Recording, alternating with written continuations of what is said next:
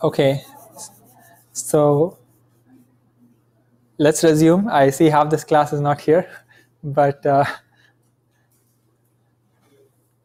okay, let's at least at the high level understand. I mean, so if understand Monte Carlo search and Monte Carlo tree search. So Monte Carlo tree search is a oh, you can't even see. Okay, so Monte Carlo tree search is a very famous algorithm, especially in planning problems. So if you're doing any sort of planning, so what is the best thing to do given the current situation, and you have access to these simulators, then you can try out different Monte Carlo trajectories and take an average, and you'll get an idea of what action to take. Okay, so what is Monte Carlo tree search? Okay, so it just makes this Monte Carlo search more efficient. So here we were just randomly figuring out from a given state, if we do a few things, then we'll get to some win positions and win loss positions. Then we'll take an average of whatever happened. So 2 wins out of 4 tries. So 2 out of 4.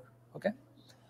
So what we're going to do is this: how to make this more efficient. So these 4 lines that you see, right? So these were not well thought out trajectories to think about. Okay. So these 4 trajectories we're going to optimize for, and the way you do it is let's say. So the way you do it is you start with a current situation, that is the ST. Okay. And you'll have 2 sets of policies to execute. One is called the tree policy, and the second is called the default policy. So here, these 4 lines or 4 execution paths or 4 trajectories in the game in the game tree, these were from some default policy or simulation policy. Okay. So whereas Monte Carlo tree search will have a tree policy and a default policy for 2 different parts of that search tree. Okay. So let's say you're in this state. Okay. In this state, you need to figure out what action to take, and where will you need to figure out what action to take. So since there is no child node for this current state, I'm just going to pick sorry.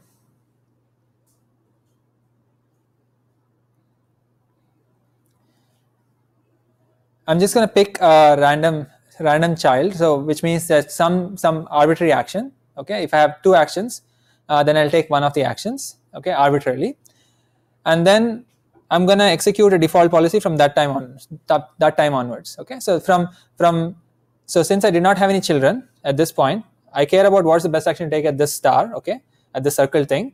I don't know what the best action is. So I'll take some arbitrary action, and from that action I'll apply the default policy, just like Monte Carlo search. Okay, that part is the same. But then, so okay, in this case we lost. So that number is updated to this child node. Okay, this child node of me being in a certain state and taking a certain action. Okay, so that's 0, 1, which is so that's 0/1 just means that I did 1 execution through this child, and I have a reward of 0 for that 1 execution. Okay, and we started with assuming that we have 1 execution and 1 victory already here. Okay, so that's why the original node has 1/1. Okay.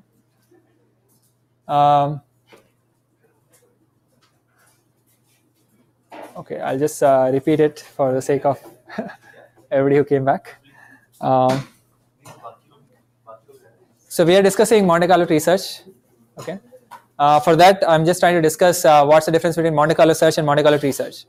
So in Monte Carlo search, you're in a current situation, you want to figure out the best action. That's always the goal. And for that, you execute what is called a default policy or a simulation policy. Okay, 4 times in this diagram. You execute it 4 times. 2 times you won out of 4 times. So therefore your value is 2 out of 4. Okay, so what we are trying to do next is what is called Monte Carlo tree search, which is a very famous algorithm. And in the tree search algorithm, we are trying to make this more efficient. So here we did 4 tries, right? Think of that as 4 tries, 4 paths in that on that tree. on that game tree, okay, 4 paths in the game tree. Instead of 4, it was, let's say, 400. Then how do you efficiently allocate that 400 times you queried the simulator to get to the next state in a more efficient manner? Okay, so that's so that you can very quickly narrow down onto the best action rather than wasting, so this default policy has no intelligence, right? You just try out, roll out from the current state what all can happen a few times, and then figure out what's the value of the state. But that's inefficient, so we're going to make it more efficient. So in the next few slides, I'm describing through an example this Monte Carlo tree search. Okay, so imagine you're in a current situation and you rolled out once, okay, using the default policy. Okay, so that's, and maybe after the rollout you got a value. I mean, you won the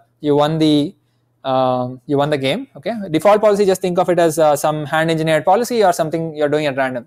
Okay, you're doing random, let's say. So that means that you add a score of 1,1 to the current node.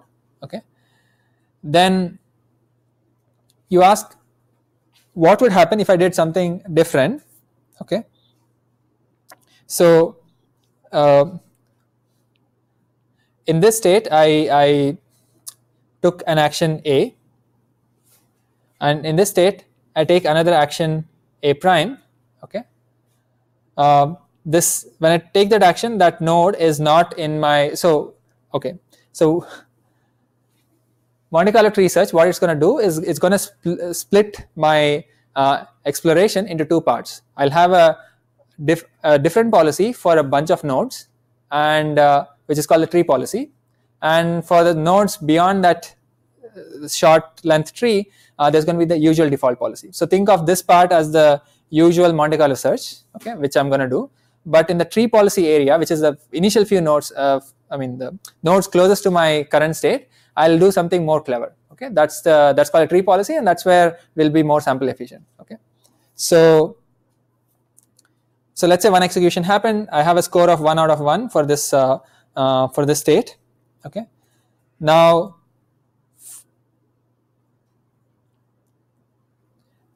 so actually, yeah, I have 1 out of 1 for that state somehow, and now I'm saying that if you have a child, so now what you're going to do is add a node to your okay, see this line here.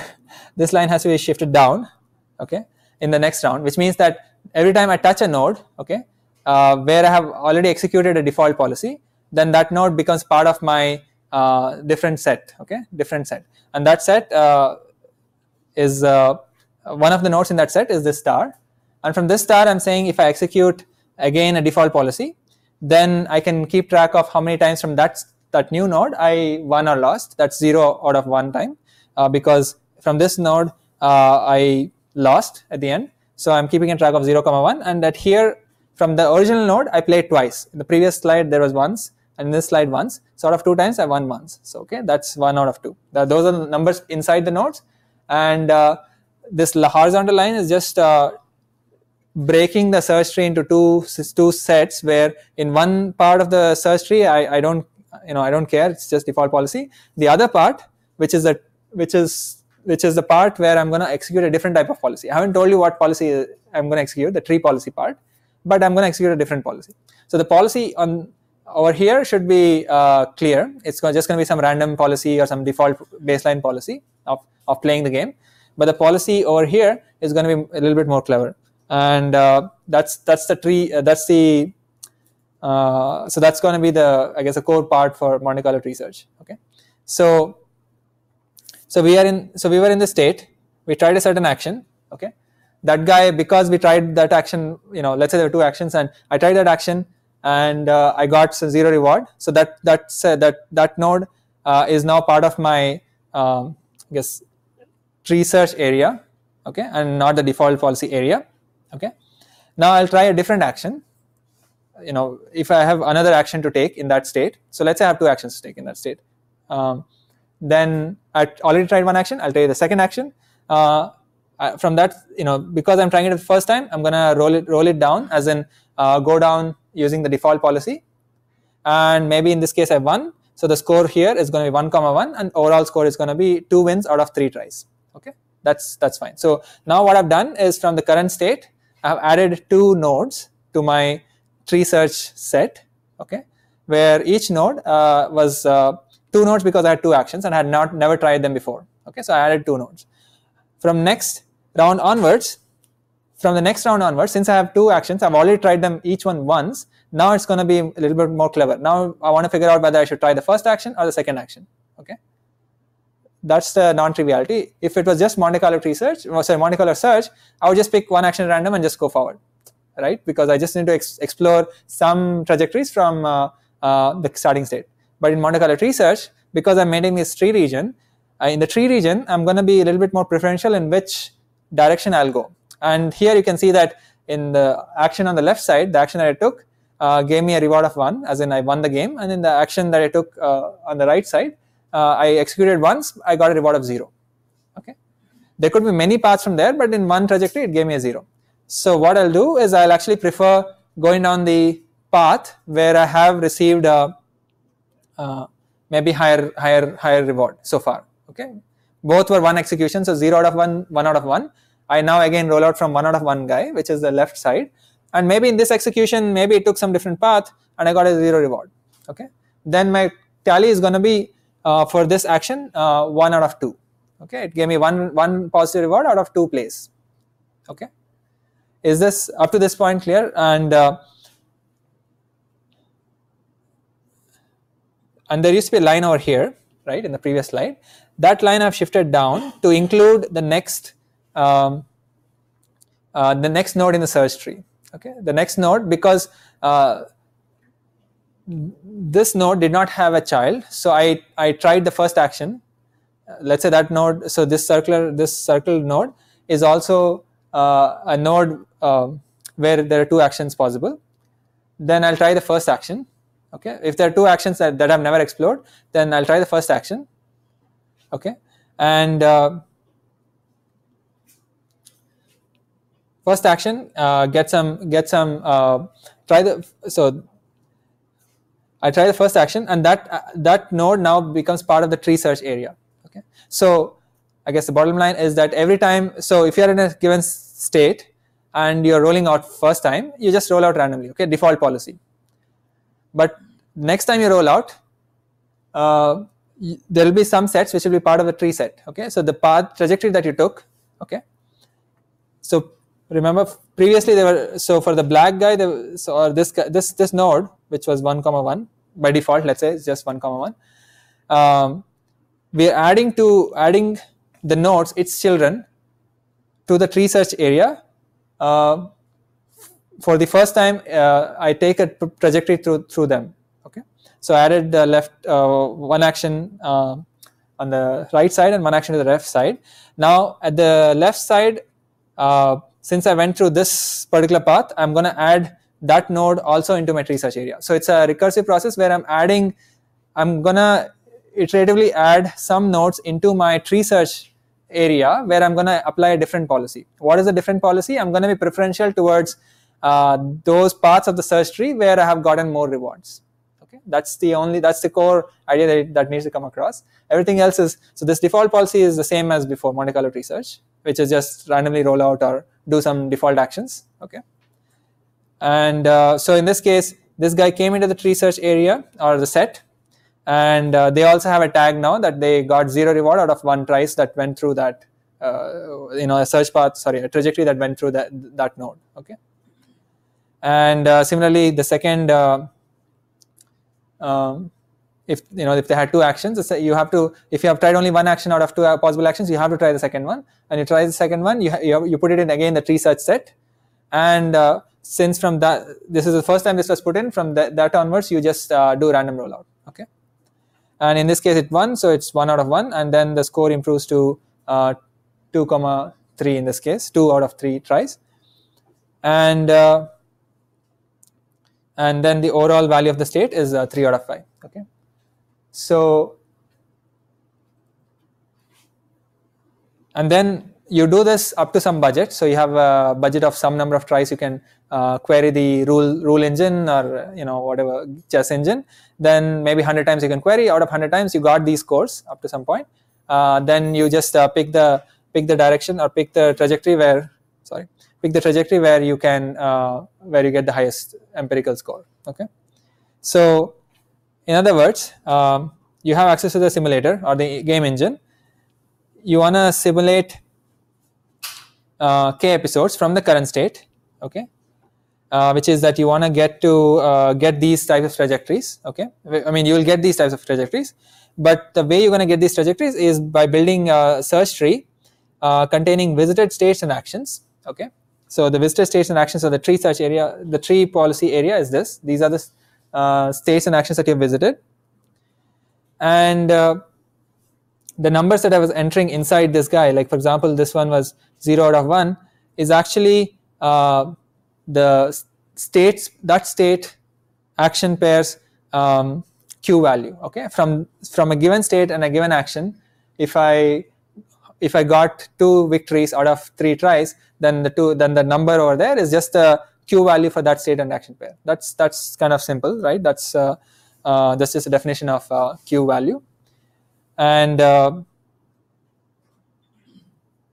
you do that, as I said, as much as your budget allows. In this case, k terminations of episodes, and then the action that you can take is from the given st state. So from this st state, you can take the action which has the highest q value. Okay. So is the idea clear? Or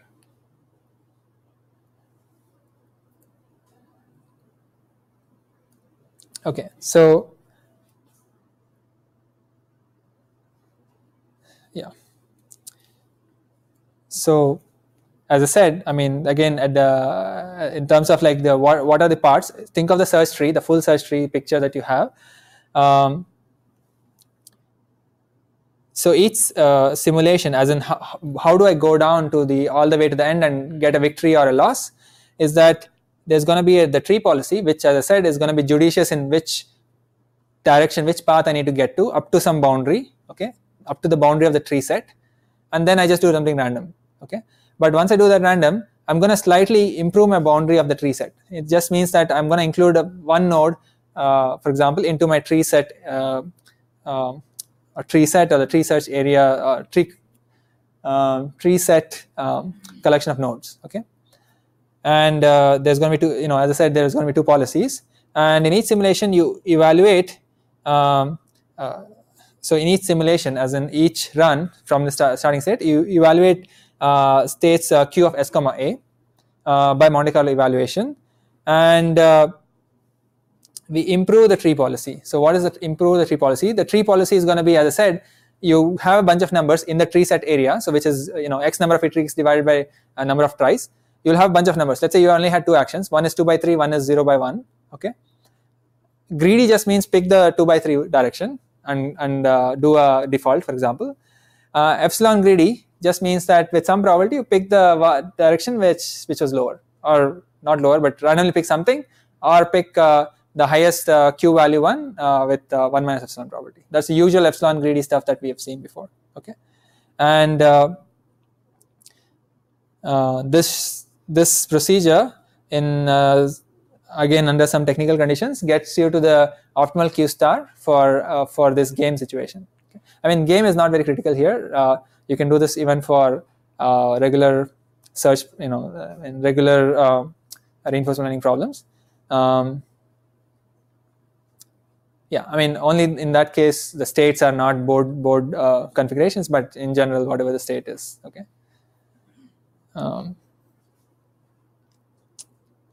So any questions about what's happening here? Yeah. So here the environment is still deterministic, and we do have that geometric. The environment need not be deterministic, but yeah. So yeah, let's assume the environment is deterministic to keep things simple. Yeah, we don't have a Q matrix here. So remember, the goal is write it here. So the goal is just to find what is the best action in a given state st. Okay, so what is a best in the state? Okay, so for that So this is what we want to find. Okay, we don't care about the full policy, which is versus pi of s. Okay, which is going to be some sort of it's a function, right? For every state, what's the best action to take to get a best. We are saying from this state. So the before Monte Carlo tree search, Monte Carlo search is just saying from this state do rollouts or basically use some default policy. For example, you can just do randomly play some moves. You may win sometimes, you may lose sometimes, maybe you win and lose. Then basically the value of that state is going to be whatever, in this case 2 out of 4, and that's just a state value function. But you can have an alternate picture where you're in a state and you're asking for action A1, and you're in a state. So you're in a state and you're asking for whether to take action A1. You're in the state and take action A2. Okay, that's possible. And let's say there are only 2 actions. Then we are saying what is the value of being in the state and what's the value of being in this state. So this is a number where I was showing let's say 2 by 3 and whatever 0 out of 1. Okay, so these estimates are proxies for the q values for the state comma action A1 in this case. So let's call it st comma A1, and this is a q value for, the number here, sorry, this number 0 by 1 is the q of st comma A2. Okay. So when you say the proxies, do we separately calculate the q values? Yeah, we are calculating them as we execute. So so at the beginning of time there is no any number. Okay.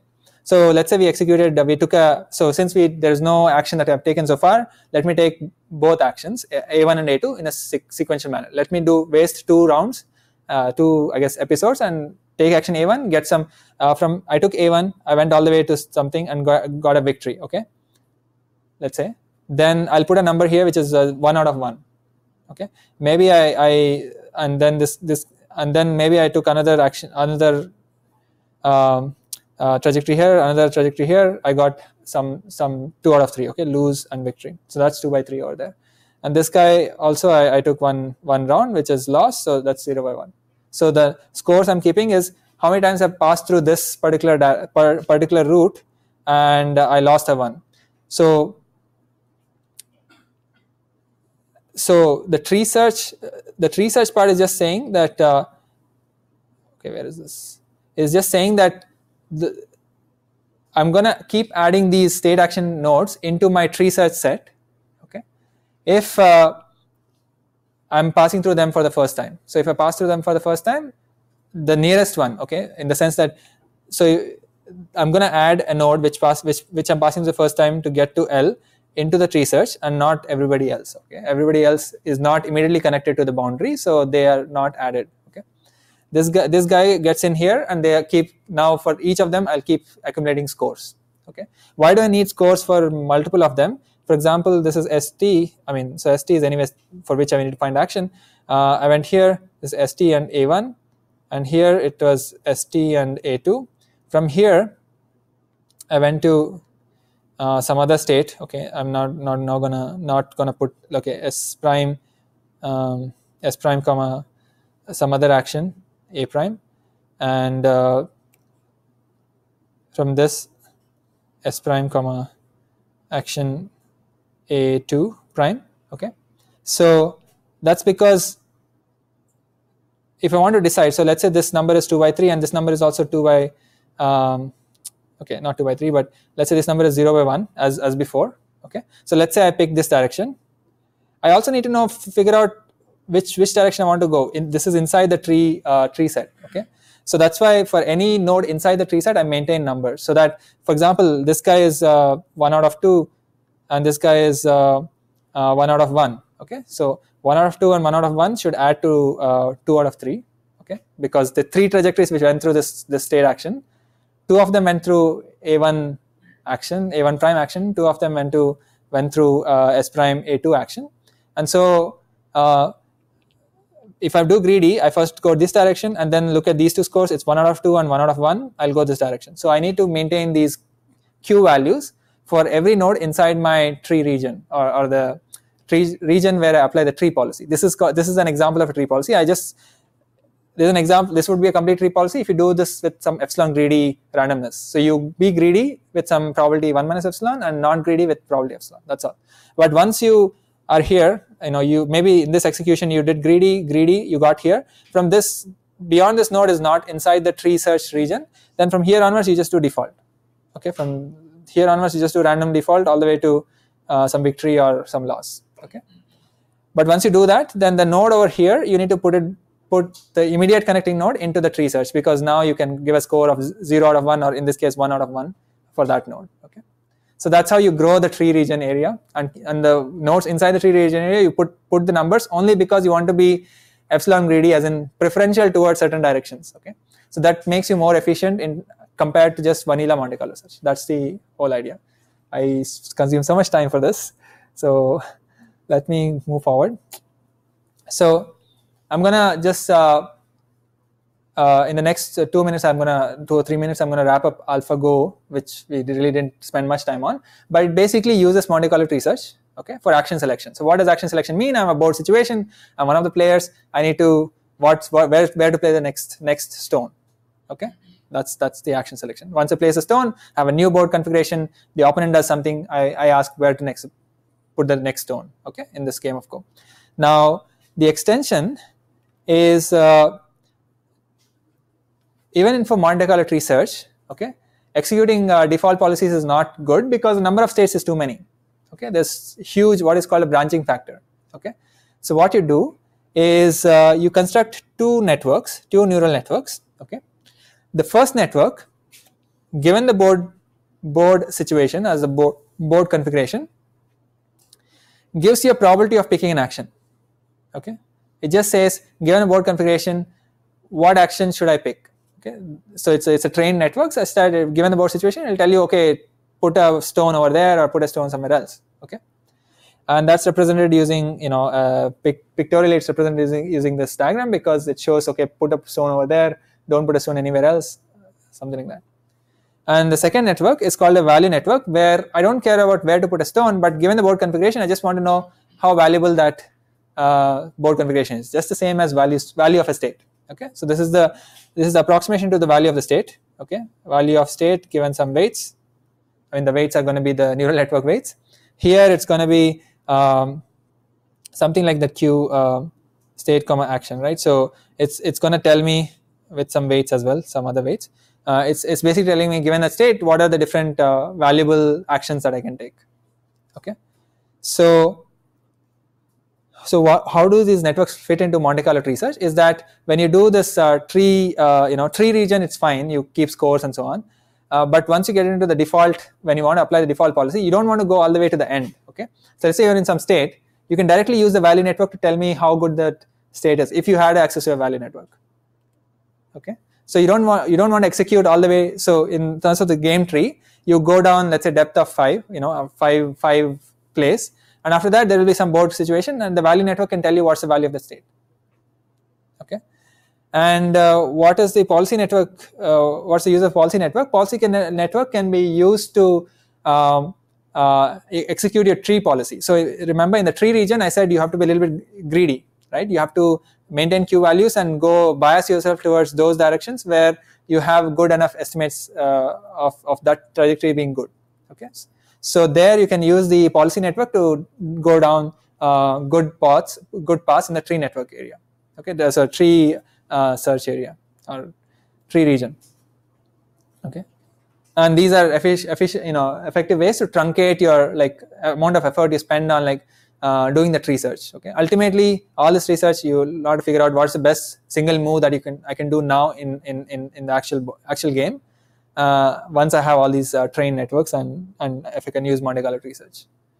Okay, so I just mentioned what a value network and policy network is, and as I said, if you are in certain board situation, you would, let's say you're doing Monte Carlo tree search, you would go down a certain trajectory.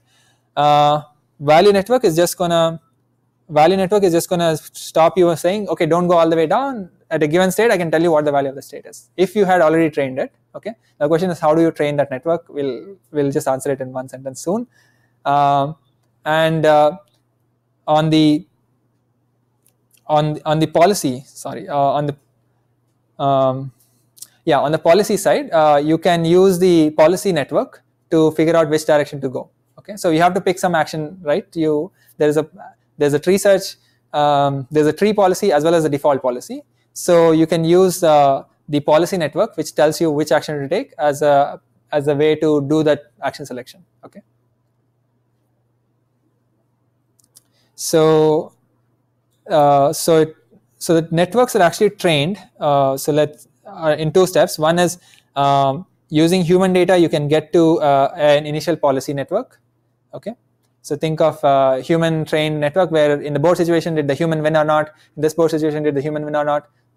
You have binary labeled data, so you know that in this board position they took this action, therefore won. In this board position they took some other action, they won, or something like that. So basically from that you can build an initial policy network, and then what you can do is actually improve the policy network by one of the most important features here. It's called self-play. Okay, so what is self-play? You have a player. So remember, game is a Go. So Go is a game of two players. So in self-play, you try to find the best action that you can do, and by doing this tree search. But while doing this tree search, the opponent also has to play. Okay, which I kind of did not spend emphasize on. The opponent also has to play. How will the opponent play? You will now shift the board. Okay, you are now, there's the same network. Okay, at a different board position, and ask what is the best thing to do. Okay, I mean, for a black player, it's a black player's move, and on the other side it's going to be the white player's move. But it's basically the same network, trained network, being used to figure out the next move for the opponent as well. Okay, so that's self-play because it's the same network copied, and they're playing against each other, and they get to some state, and from that state apply the value function to figure out the value of the state, and then you kind of take the next move. Okay, so if you do that, you're playing against yourself. Okay, and it turns out that you can do self-play to improve the policy network further. Okay, so I mean, improve the policy network is fine, but so far I've not told you about training these networks. So first step was supervised learning, and the next step is you can use self-play to actually also further update the weights of this network, which is something I've completely glossed over. All I've said is, if you had these networks, how to evaluate the best move. That's what I discussed in the previous slide. Here I'm saying you can actually learn these networks first using supervised learning and then using self-play. Okay, so let me skip these because I want to just quickly cover something else. But for this part, okay, is the important thing is you need to understand what is the forward search problem, what is the planning problem, how does it differ from reinforcement learning, and what is Monte Carlo search, vanilla version, no tree search and all that. Then what does the tree search add? Like, why do you care about doing some addition to change to a regular Monte Carlo search? Okay, we care about that because we want to be sample efficient. We don't want to waste time on random rollouts, whereas using this tree region area and being a little bit biased by estimating these Q values, we can be more efficient in terms of getting to the right move or best move to take in the current state. Okay, so that's the summary for this part. Any questions? Okay, no questions. I know this is quite quick and dense, but at least understand what Monte Carlo research is doing. So now let's switch gears and do a quick review, very quick review of the exam. So it's a 2-hour exam, similar to the midterm. You will have the similar pattern of questions.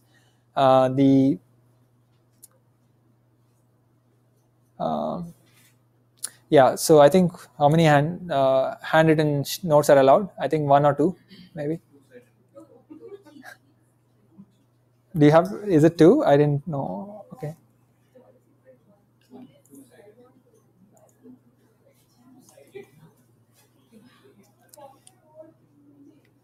No, it says one sheet.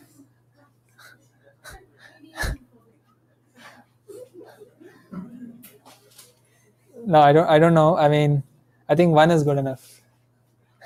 Okay. So anyway, it's a 2-hour exam. It's in the same location next week. I hope the leak issue is not there. And it's going to cover from graphical models. Okay. Graphical models. What does conditional independence mean? How do graphical models capture conditional independence properties? And then the bucket of reinforcement learning. So basically 3 lectures on graphical models and 3 lectures on this online learning and sequential decision making setting. Okay, so let's actually look at learning goals. It's a good proxy for what type of questions are expected. So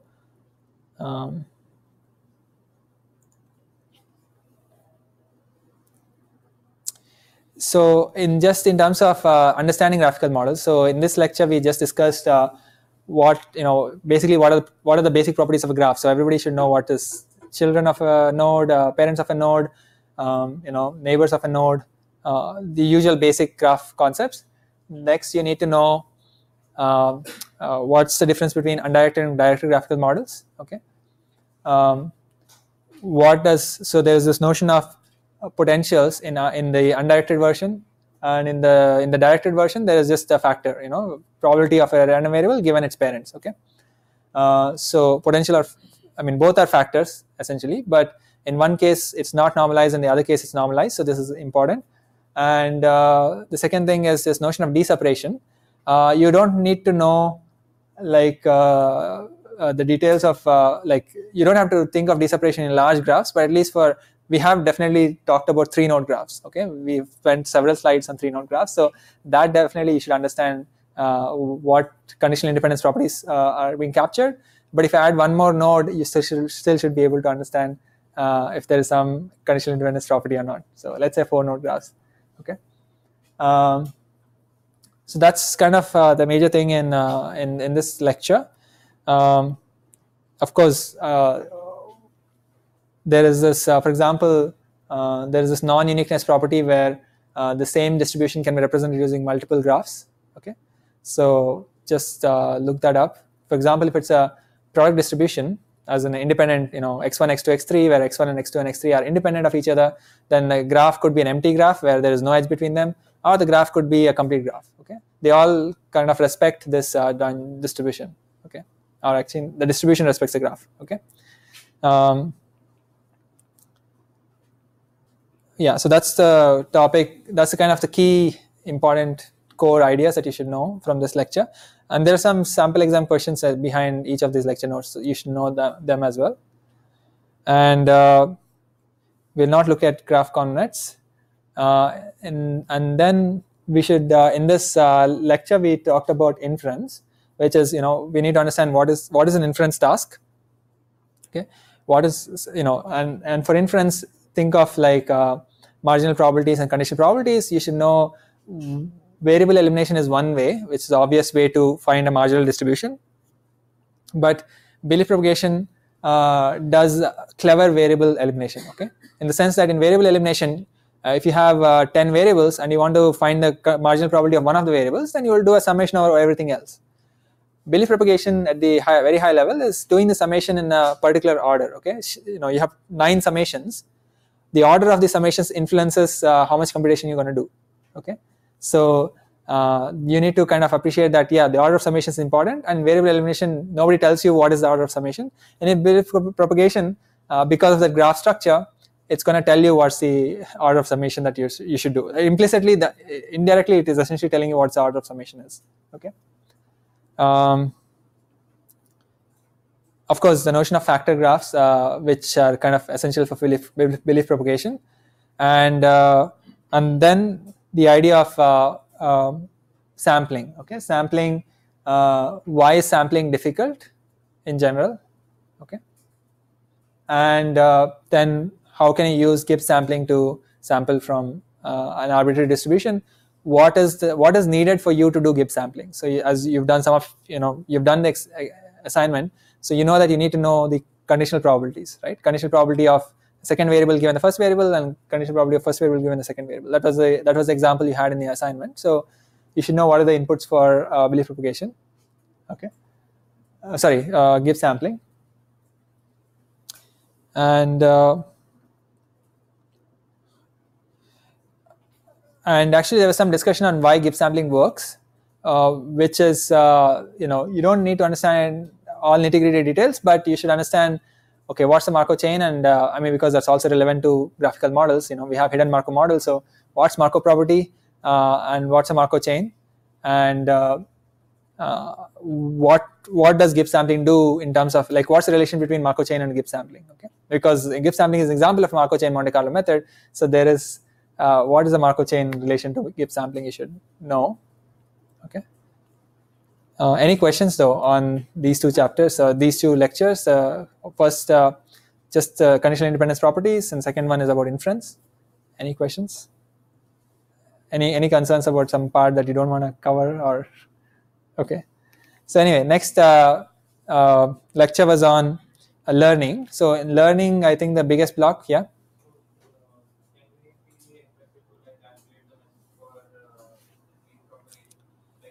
Yeah, if I'm asked to calculate a message, I'll give you all the ingredients to just do some summation. But I think that's it's just a computational task, so that will not be laborious if you're asking about that.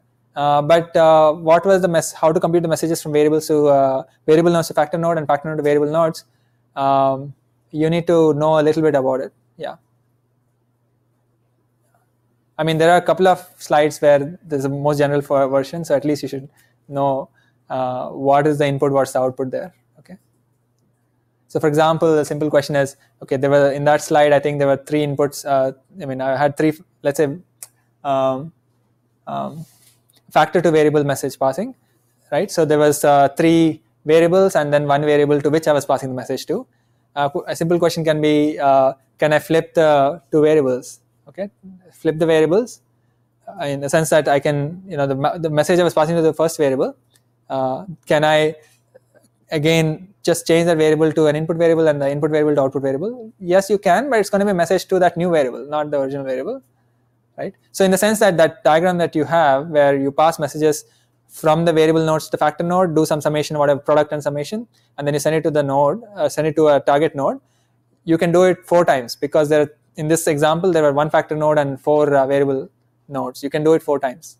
Okay, there are 4 different evaluations that you can do, 4 different messages you can do. So that you should know. It's not like there's one target variable fixed by some other, exogenously, and you're only passing messages to that. Okay. I hope I didn't confuse you. Okay. So in this, we looked at, I guess he was saying that the most important technique is maximum likelihood estimation.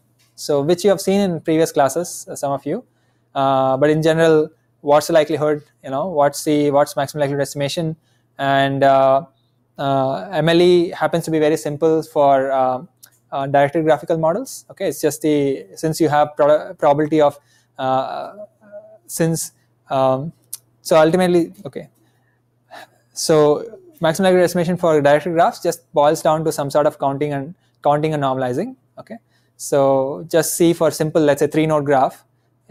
I've given you several examples in the slides, but if you have a 3-node graph, then if you're asked to do MLE computation given, let's say, 4 data points, okay, 4 data points, then you should be able to compute. Basically just look at, and these data points will be just integral. I'm not going to use any real numbers. So just see like how do you compute MLE in this situation. Okay. The next important topic in this lecture is EM. So you need to understand why EM for in general, and how can it be used for various applications. I think we discussed only Gaussian mixture models, but actually we looked at the general template of EM. So what's the reason for EM, and how do you execute EM? Okay, so what's the E step, what's the M step? You should know. And yeah, so you don't need to know the nitty-gritty details of learning parameters in applications. But if I tell you an application and the graph corresponding to it, you should be able to say, oh, I can just do MLE, or I have to do something else. You should be able to answer like at a conceptual level what you can do. Okay, if I give you a graph and say it's an applied problem, let's say, like for example, Bayesian linear regression.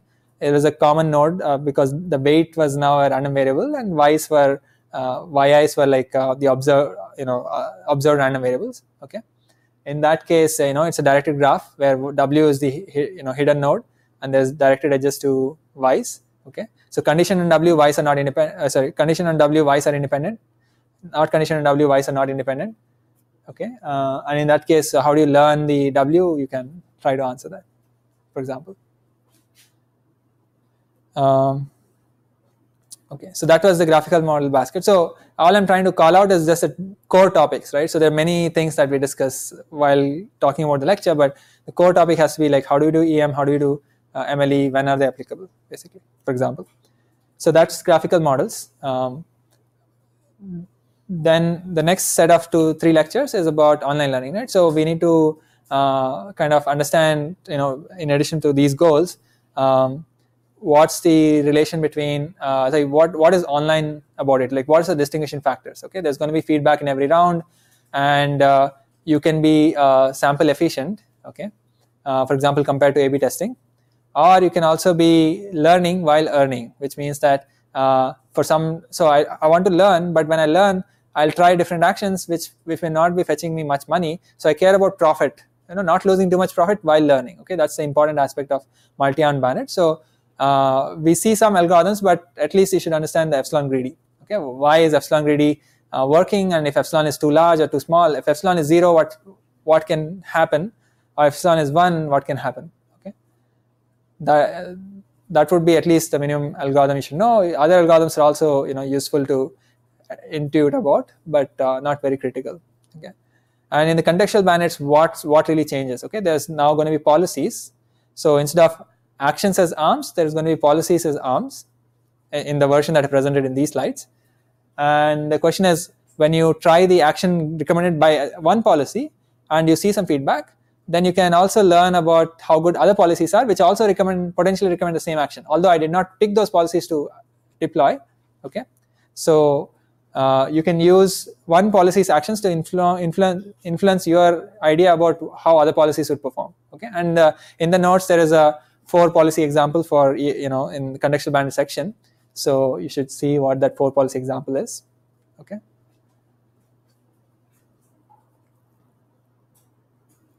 I see a lot of people typing something. For the Thompson algorithm that you had a lot of math about conjugate pairs. Yeah. No, that is not needed. Conjugacy property between prior and a likelihood function, it's not needed. You had also solved one, I think, with you took a beta function and you had done something. In the notes we do. In the notes we actually do Dirichlet categorical distribution. Yeah, multinomial categorical basically. The likelihood model is categorical, and the prior was Dirichlet, and Dirichlet updates happen to be like simple parameter updates in the notes that's there. I think during the lectures I talked about simple version of Dirichlet is beta when there are only 2 arguments, and a simple version of categorical is Bernoulli. So we discussed Bernoulli beta conjugacy in the class, but you can actually figure this out by just looking at Wikipedia's page on conjugacy. But for example, the question could be, why is conjugacy relevant for Thompson sampling? That at least you should know. You may not know the derivation of why whether some conjugacy property holds between 2 distributions you don't have to worry about. But why is conjugacy a relevant thing while thinking of Thompson sampling? Okay. And can you upload the notes that on your website, the lecture notes for that particular chapter? When I wrote something on the something like this. Yeah. Like this. Weren't uploaded for. Oh, okay. Okay. I will do that.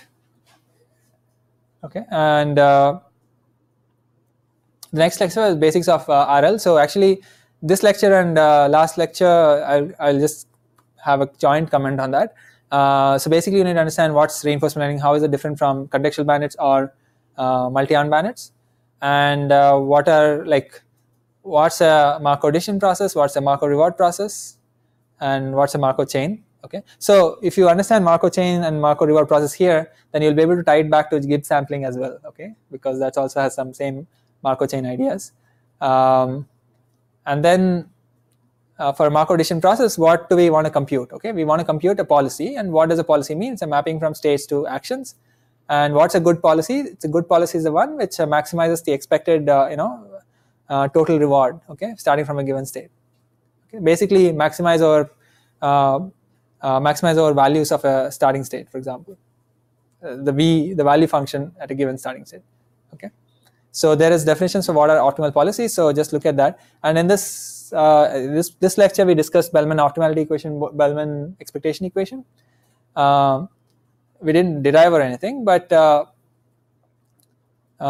like what quantities go into that equation? Like they need transition probability information, they need the reward function information, and they are equations relating value functions. Okay, that much you should know.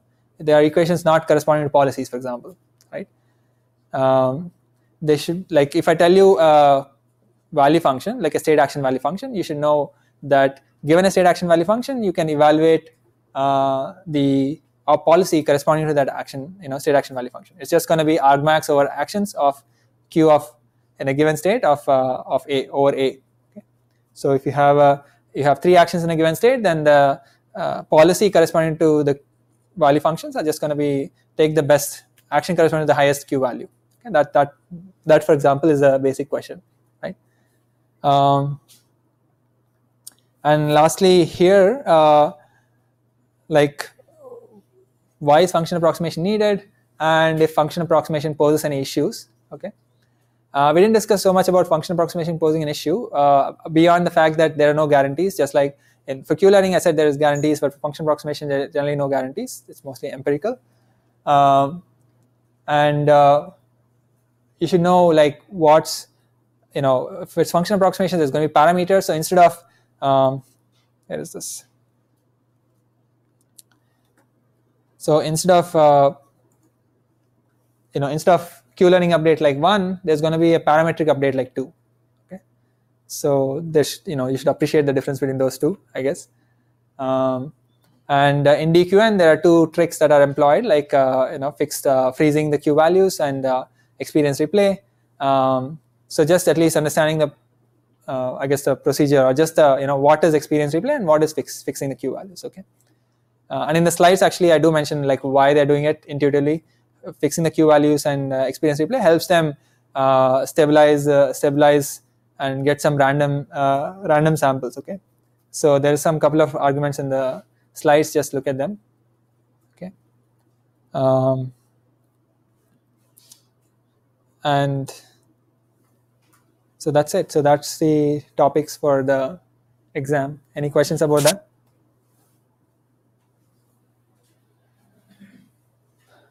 So the exam, so it's definitely not going to be difficult. So please don't stress. So this is generally like this elective course. So it's, although it's a 500 level course, the important thing is to have conceptual level understanding, foundational strong understanding on the topics. There is not going to be extensive calculations for sure, and no extensive writing, like definitions and stuff. So yeah, you should do fine. As long as the midterm, it will be relatively easier than midterm. Okay. At the same time, don't bank on that. So have your foundation strong. Okay. So the questions will be aligned with the goals and the sample questions and basically the slides. But slides may have too much information, but at least the goals will tell you what the core aspects that were trying to be conveyed in those lectures were. Okay, and actually I'll try to share videos of almost all the lectures soon. Okay, I have the playlist ready, so I will send it across in a day. Okay, so if you want to watch that you can do that as well. So there are screencasted informal videos of this. Yeah. So if I did not share, then email me. Okay, I have the link ready, so I will send it. But overall, so you've seen the journey, right? So you've seen like six lectures on deep learning, and you did a lot of in 3 of your homeworks were about deep learning, right? And language translation, images, CIFAR 10, all that stuff. So that's that's like one of the bleeding edge, or basically popular in the past 3-4 years.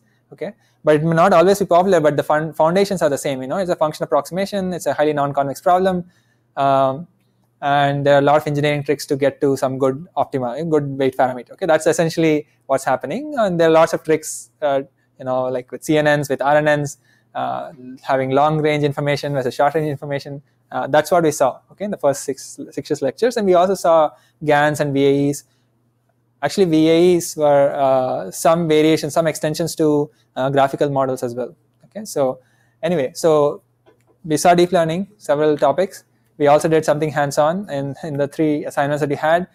Then we kind of switched gears, looked at graph convolutional networks, which are actually upcoming area. So maybe next time there'll be much better treatment, like maybe potentially with a assignment as well. And then we looked at graphical models. Graphical models are actually a right way to think about a lot of structured data. Okay, a lot of tabular data. You can do a lot of ad hoc things, look at correlation plots and so on, and stick with linear models or SVMs.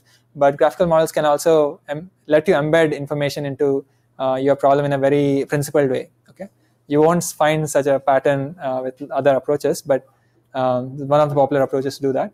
And then reinforcement learning, it's not very production ready, I would say, but in the sense of you would not see it deployed in like services and so on. But things like especially recommender systems is a big area where you'll see contextual bandits and multi-arm bandits being deployed.